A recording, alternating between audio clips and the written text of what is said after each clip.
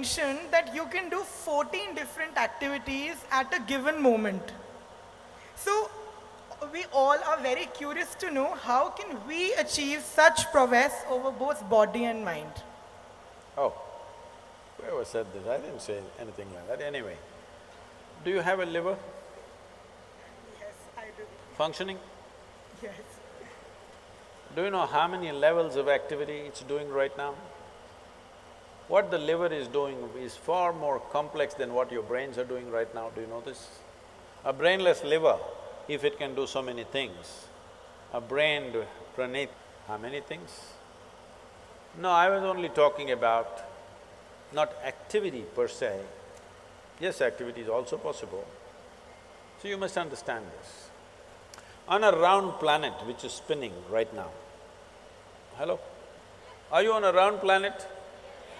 Spinning?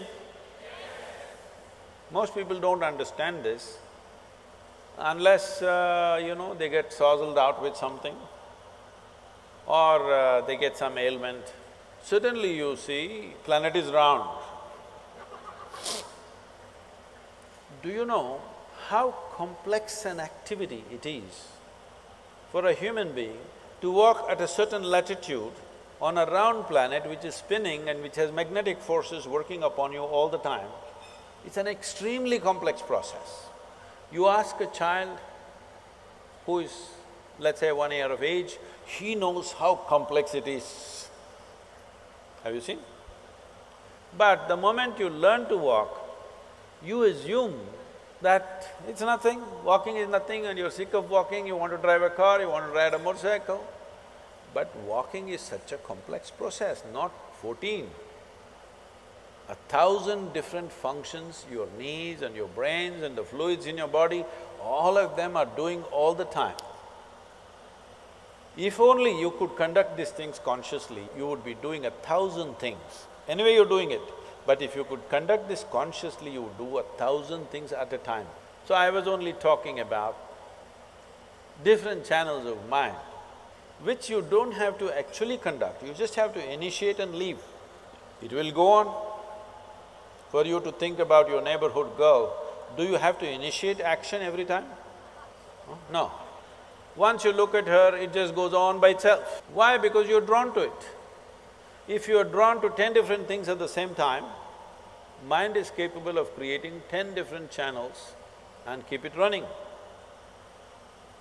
A complex mathematical problem, a sensation, a music, some raga, this, that, 100 things at the same time, because that is how complex human mind is.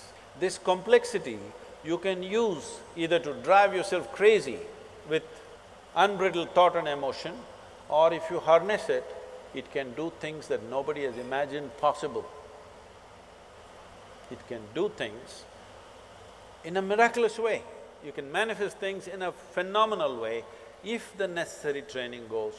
If somebody is walking there, if you just look at them, how they're walking, you can make out whether they're physically fit or not.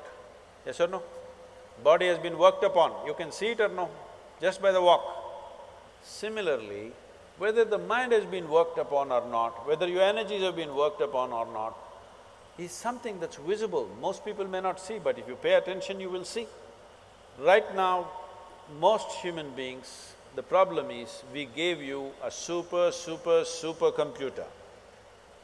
The most sophisticated machine on this planet is this human mechanism.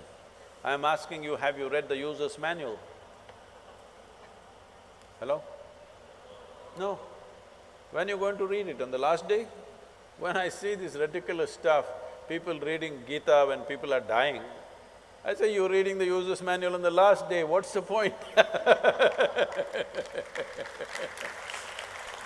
If you buy a phone, should you read the user's manual in the first 3 days or after 3 years when you want to get rid of the phone? Huh? You must read it in the first 3 days.